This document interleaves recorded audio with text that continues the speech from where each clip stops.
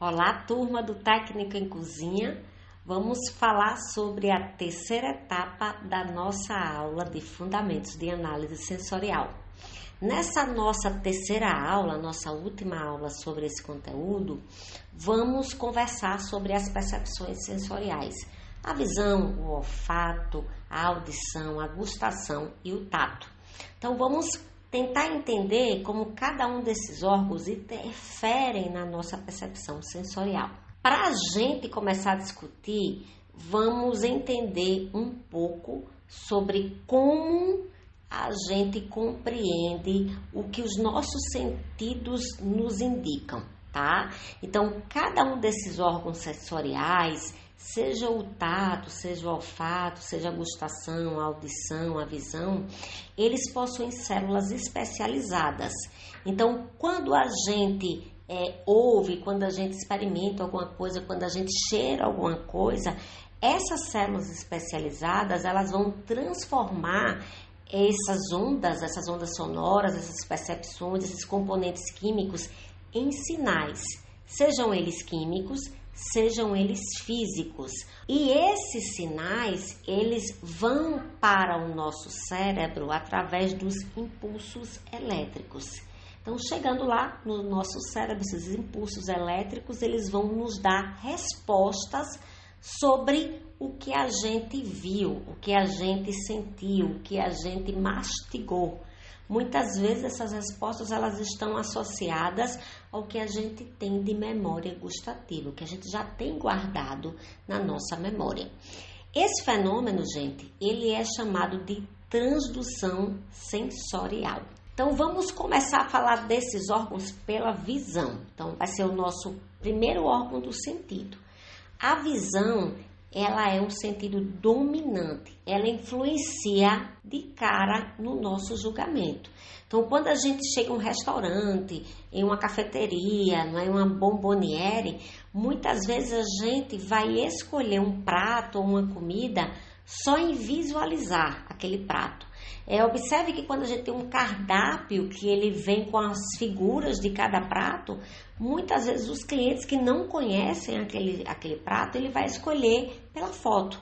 Aquela imagem daquele prato, se ele é atrativo ou não, se ele parece saboroso, saudável, se ele traz alguma lembrança boa daquele tipo de comida.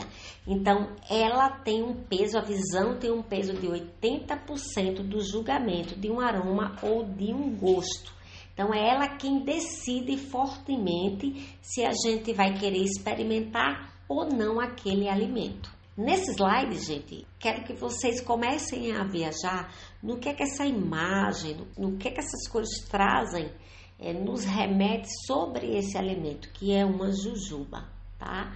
Uma jujuba que é feita através de uma gelificação, que a gente estudou um pouco na nossa aula de gastronomia molecular, não é? Então, o que é que o olho nos leva a acreditar ou nos remete a quê? Então, esse verde, o amarelo, o rosa, o vermelho, o que é que ele nos lembra?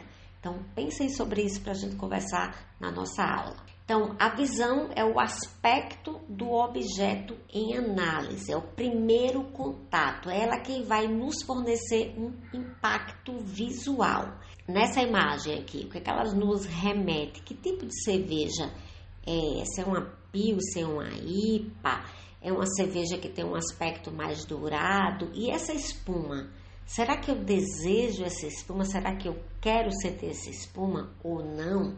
Então, é quem vai nos dizer, quem vai nos remeter à refrescância, à coloração, a uma sensação positiva ou negativa, é a nossa visão.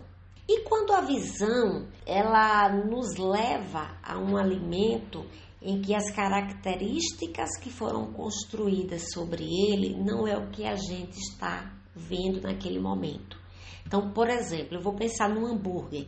Será que o hambúrguer vai ter esse tipo de coloração? Será que o pão do hambúrguer, ele tem essa coloração mais escura? O queijo tem esse tipo de aspecto?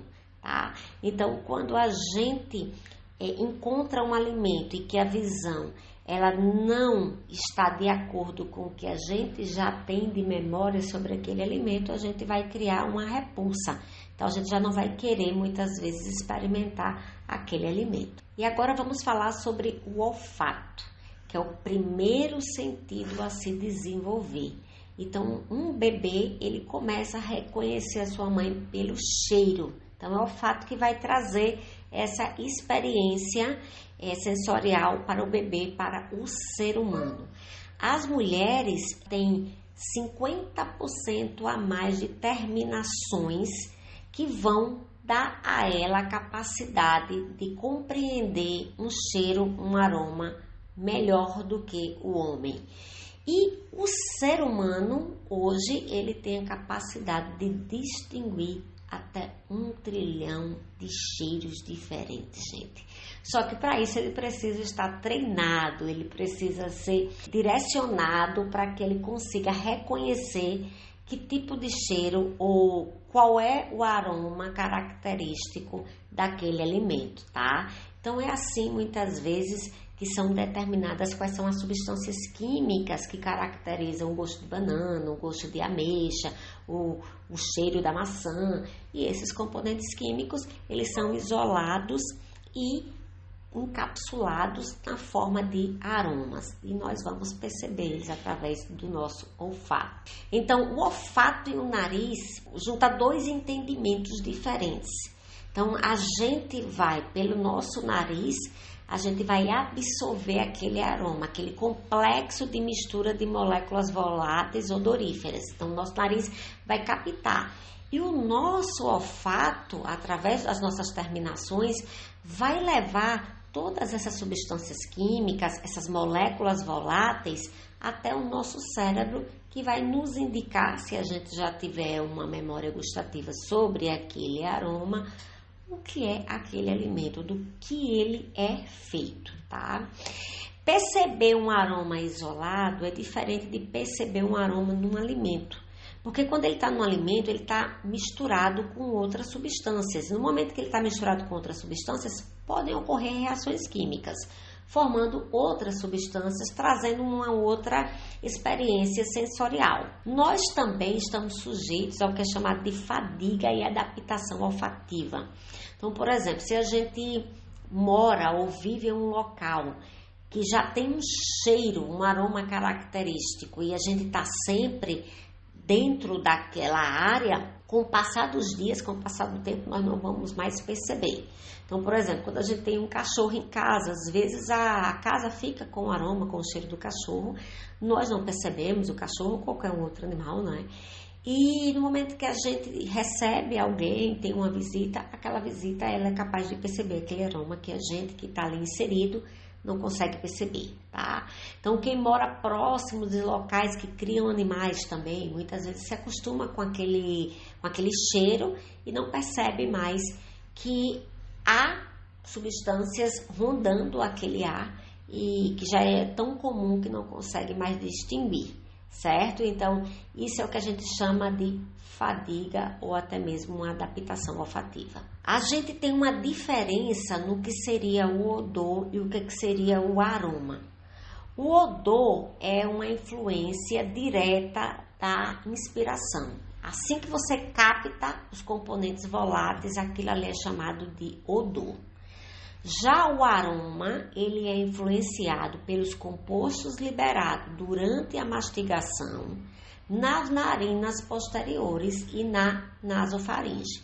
Então, no momento que você está comendo um alimento, você está sentindo o aroma dele, você está mastigando ele, aquelas substâncias químicas, elas estão sendo liberadas e elas vão penetrar através das nossas narinas, não é? E vão atingir o nosso cérebro, que vão nos indicar que tipo de aroma é aquele. Então, existe uma diferença entre o que é o odor e o que é o aroma. É o que a gente chama de um estímulo ortonasal, o odor, e o estímulo retronasal, que é o aroma. Um exemplo bem legal é o café. Então, a gente sente um odor de café, não é bem forte, aquele odor, aquela vontade de tomar o café, e muitas vezes quando a gente degusta o café, aquele aroma que é liberado no momento que a gente está degustando não é exatamente ou não tem a mesma intensidade do odor que nós sentimos. Sobre os aromas, de uma forma em geral, é muito mais fácil a gente identificar um aroma do que quantificar. Então, por exemplo, a gente toma um café, a gente consegue saber que aquele aroma é de cafeína, mas a gente não sabe dizer qual é a concentração da cafeína. Então, é isso que a gente quer dizer aqui. E essa capacidade de perceber um aroma, de identificar um odor, ela vai diminuindo com a idade. Então, com o passar da idade, as nossas células, né, os nossos estímulos, eles diminuem a sua capacidade de determinar que tipo de elemento químico é aquele, e a gente muitas vezes perde realmente a sensibilidade, não só do olfato, mas também do paladar. E essa sensibilidade, ela também é perdida quando a gente tem um período longo da nossa vida fazendo uso de alguma substância química, como cigarro, ou quando a gente fica gripado, não é? Que a gente chama de uma anosmia, que é uma perda da capacidade olfativa, que ela pode ser específica apenas porque a gente está gripado, ou porque a gente está passando por alguma experiência de vida diferente, ou até mesmo total. Você perde totalmente a capacidade de perceber o olfato, o aroma, o sabor das coisas. Hoje nós já conhecemos a composição química de alguns aromas. Então, por exemplo, o acetato de isoamila, que é o aroma da banana, ele já é conhecido hoje, ele já é feito em laboratório, já é utilizado pela indústria de alimentos para aromatizar os alimentos, tá? O butirato de metila, que é o aroma da maçã, ou acetato de octila, que é o aroma da laranja. Então, geralmente, um aroma, ele é feito através de uma reação que a gente chama de esterificação. Então, a gente vai ter um ácido carboxílico reagindo com álcool e formando um éster. O nosso terceiro órgão do sentido será a gustação, que é a língua. Então, a língua, ela tem partes que vão indicar que tipo de gosto é aquele, se é um doce, se é o azedo, se é o salgado, se é amargo ou o novo gosto que é chamado de umami. Então, em partes da língua, a gente vai ter células específicas que vão nos ajudar a indicar que tipo de gosto aquele alimento tem, tá? Mas quando a gente come, muitas vezes a gente vai sentindo um pouco de cada gosto naquele alimento ou o gosto predominante, tá? Quando eu falo sobre um gosto predominante, vou dar um exemplo. Quando a gente toma um suco de laranja sem açúcar, então a gente vai sentir muito mais a acidez, o azedo, né, daquele suco, do que se a gente faz aquele mesmo suco com açúcar. Então, o açúcar, ele pode, a depender da quantidade que a gente utilize, ele pode ser o gosto predominante. E a gente é capaz de só sentir mesmo a sacarose, o açúcar. Além desses 5 tipos de gostos, gente, nós temos mais 2, que é o gosto dos ácidos graxos, que são as gorduras, não é, os óleos, ou de íons metálicos, como o ferro. A gente acaba sentindo muitas vezes o gosto de algum metal que está presente ali naquele alimento. A gustação, ela é percebida pelos nossos órgãos através de um estímulo químico, em partes específicas da nossa língua, né, o palato, as bochechas, o esôfago, e que a gente consegue detectar o gosto de um alimento, a sensibilidade, ela é melhor captada numa temperatura de 20 a 30 graus. Quando o alimento muitas vezes está muito quente ou muito gelado, às vezes a gente não percebe exatamente qual é o gosto daquele alimento. O gosto também, ele pode ser prejudicado caso a gente esteja gripado. Quando a gente está gripado ali, a gente perde o paladar, ou qualquer outro tipo de doença. Por exemplo, hoje a Covid também, ela compromete a sensibilidade do gosto, do paladar. Na língua, nós não temos só a sensação do gosto, nós também temos sensações diferentes, se é frio, se é quente, se é adstringente, se ele tem uma pressão, uma batata frita no momento que a gente morde, então ela tem uma pressão diferente, por exemplo, de um feijão. Essas sensações também são nos fornecidas através da gustação. O nosso quarto órgão do sentido vai ser o tato, que nos dá informações sobre a textura, a forma, o peso, a temperatura e a consistência. O tato dos alimentos nós não percebemos só pelas mãos, nós também percebemos pela boca A boca também nos fornece informações sobre a textura, sobre a pressão que aquele alimento tem. No momento que a gente mastiga a batata frita, ela sofre uma pressão, ela também libera um barulho que a gente percebe através da audição. E esse tato, ele é capaz de nos dizer se aquele alimento ele é suave, se ele é duro, se ele é suculento, se ele é arenoso, se ele é oleoso ou se ele é crocante. O nosso último órgão dos sentidos será a audição, que vai nos indicar a textura dos alimentos, se ele é cremoso, se nos lembra uma pipoca ou um bacon frito. Porém, gente, no momento que a gente está comendo, experimentando, saboreando um alimento, a gente não faz avaliações sensoriais isoladas só pela visão, só pelo paladar, só pelo olfato. Naturalmente, o que ocorre numa avaliação sensorial de um alimento é uma interação entre todos os sentidos. Então, a gente caracteriza um alimento por meio dessas interações, das respostas que a gente tem, no momento que a gente sente o aroma, no momento que a gente visualiza, no momento que a gente experimenta, ouve o barulho ou até mesmo toca em um alimento. Então, essas interações de todos esses órgãos vão nos indicar quais são os aspectos sensoriais desse tipo de comida. E para a gente encerrar essa aula, eu deixo uma atividade reflexiva para que a gente converse em nossa aula síncrona. Pense em um alimento que lhe traz uma boa memória gustativa e descreva-o sensorialmente. Sobre os aspectos visuais, qual é a cor dele, se ele tem brilho, se ele tem forma. Sobre os aspectos olfativos, qual o cheiro, qual o aroma dele. Gustativo, se ele é salgado, se ele é doce, se ele é amargo, se ele tem um gosto umami, se ele é azedo. Auditivo, quais são os sons e os ruídos que ele libera ao mastigar. Táteis, ele é suave, ele é duro, ele é suculento, tá? Então, vocês vão estar recebendo aí um linkzinho para que vocês possam fazer a descrição por meio da percepção sensorial desse alimento que traz uma boa memória gustativa para vocês. Ok, turma? Então, muito obrigada e até a nossa próxima aula.